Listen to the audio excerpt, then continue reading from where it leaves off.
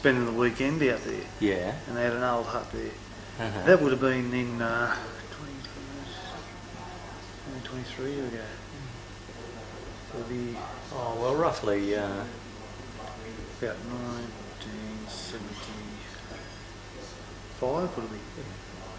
okay. So, Yeah, that'd be 1974, 75. okay. So it was around 1974, 75, and you're working on Yeah, Curranduli I property. used to work a lot of the different properties and that around the place and what have you. Yeah. But Curranduli's belonged to three brothers. There was Lakelands, Curranduli and Broadlands. And one of the properties had a large rock hill in the back of the property. I think I told you it's called Governor's Hill. Right. And it's just out from Lake George. Yeah. Anyhow, I was out there one afternoon, and there's not much scrub in that in the area, but it's a pretty large sort of mountain, and a bit of scrub down on the northern side of it. Right. But there's an old hut on top of the hill which is corrugated iron. Anyhow, so we had tea and laid back for a while, and on this hut there was a veranda that ran across one end of it. It was around about 3 foot high, say the high side, and it was about 4 metres long. Right. And the house was an L shape, so on the end of that veranda was a single bedroom. Okay.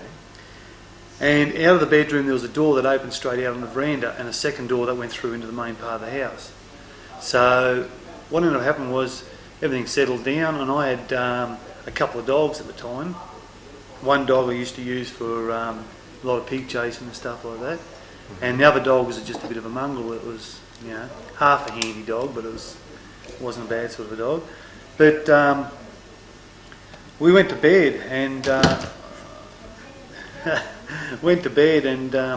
around about probably early hours of the morning, 1 or 2 o'clock in the morning, I was having a good sleep, but I just sort of something was disturbing me, so I laid in bed and I was listening, and out in the distance I could hear a cow bellowing, and I thought, because born and bred on the land, I heard a lot of cows bellowing, and usually if they had something wrong with the calf or whatever, it just sounded upset.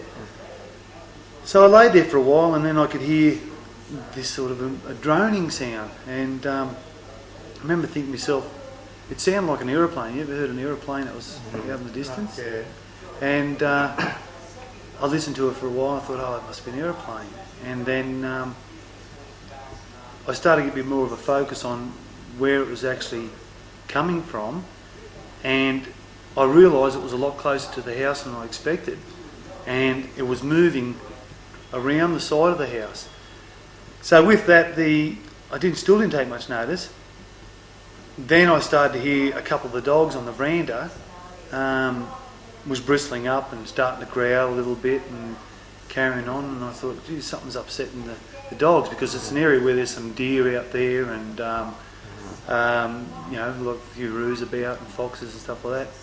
So I thought, don't know what's going on here, but so I still didn't take much notice. The next minute I heard the dogs getting really upset, and they started to growl and bark and carry on. And on the veranda there was no railing around the veranda.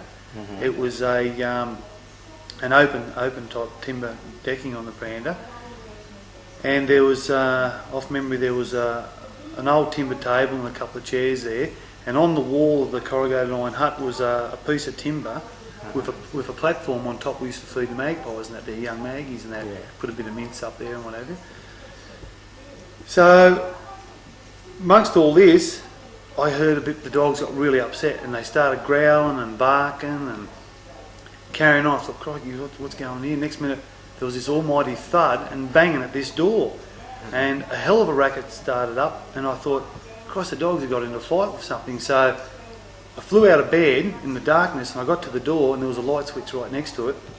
I hit the light switch, and when I went to open the door, I expected these dogs to be out on the veranda having a fight between themselves, and there was a hell of a noise going on. So I went to open the door, and as I got the door open a little bit, one dog came bowling straight past me, nearly smacked in my legs, and then flew into the room, and it was all frothed up in the mouth, and its hackles were up.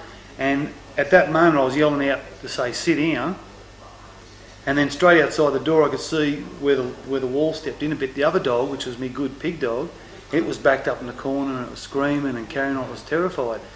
And as I started to yell out, sit down, I looked up in front of me, and the last thing I expect to see was a light shone out onto the veranda. Yeah. Was this thing that was standing only about 3 or 4 metres in front of me, right on the end of the veranda. Yeah. And it was just standing, it wasn't doing anything particular, but it had thrown some of the chairs off the veranda and ripped down the timber plank that was against the wall, which we used to feed the magpies on. Anyhow, of course, I was absolutely dumbfounded. I just sort of stood there with my mouth open. The dogs were screaming. One dog was back inside the room, and this thing, which was on the end of the veranda, was basically just standing there, and with that it spun around, took a couple of leaps, and then jumped off the end of the veranda and disappeared into the darkness. And obviously, you know, I was pretty shocked at what I seen. Yeah. And I gathered myself after a while because, you know, I couldn't believe it. I expected to see 2 dogs having a fight, or a roo would come in or something like that, but certainly not what I did see. And yeah, it sort of put me back a peg. I didn't get much of a sleep that night. But So how tall did you say it was? the animal I seen, or whatever I seen, it wasn't. I've been in the bush all my life, and it was nothing that I'd ever seen or witnessed before. But it was probably somewhere around about the, say, 5'8", 5'10", quite solid build. It was gingery coloured, had gingery sort of brown, longish hair. Quite a heavy set animal, but not heavy set as in the shoulders, but more in the hip area. Oh yeah. But a strange shape. The facial features I couldn't really make out because of the lighting, of course, was pretty poor. Yeah. But one thing I know it wasn't, or some things I know it wasn't, and certainly wasn't a deer or a roo or anything that I'd ever seen before. It was, How about, could it have been a man? Someone like no. It moved. When it moved too quick, and it was just the wrong shape. Yeah. It was certainly not a man, and not only that, the way the dogs, my dogs, they were pretty switched on dogs, and they'd done a lot of hunting, and those dogs, you know, I've seen them on 350 pound bulls and wouldn't back off. Yeah. But whatever this was, they were terrified. Yeah. They weren't prepared to have a go at it all. Oh, great. Yeah. So, I don't know how that's coming over on camera, because I hate cameras and I yeah, can feel no, myself look, sweating. You did really well, mate. You did really well. I just hope that it went flickery there for a while. Yeah. But I think it got most of it. But Yeah. so, had you heard of the Yowie legend before this? I had heard of well, before it was ever Yowie, it was always heard of as a hairy man. Oh yeah, right. Which probably I heard of it probably years and years back from my grandfather, who was a trapper in the Depression years and all that sort of stuff. Oh, but yeah. but I mean, you know, you never ever expect to see one or whatever I've seen. And you could probably go through the rest of my life and never see it. And I said I've spent most of my life in the bush. Yeah. And I've seen things like kangaroos with deformed legs, you know, things like that, but certainly nothing to what I seen that night. Yeah. It was afterwards, which made me feel quite good. An old fella who actually trapped out there from years and years ago.